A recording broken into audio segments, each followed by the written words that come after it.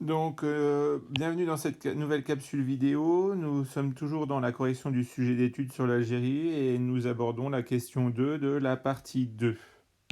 Donc, la question était: quelles armes le FLN utilise-t-il et comment appelle-t-on ce type de guerre?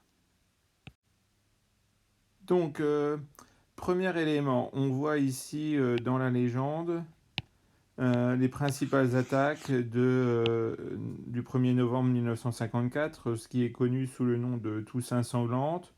Et les voit, elles correspondent peu ou prou aux régions qu'on a évoquées dans la question 1.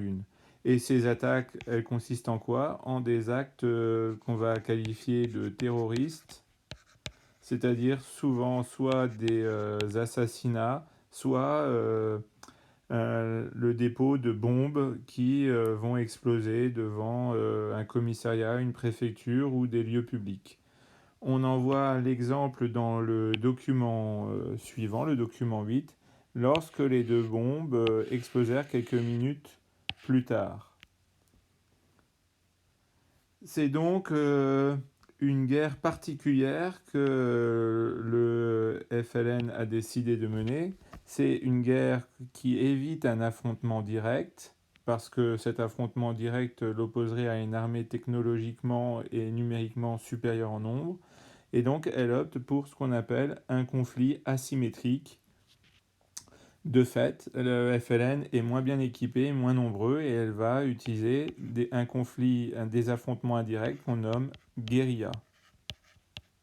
La guérilla, c'est la petite guerre, c'est-à-dire des actes périphériques, des attentats, des sabotages qui tentent de miner la détermination de l'adversaire.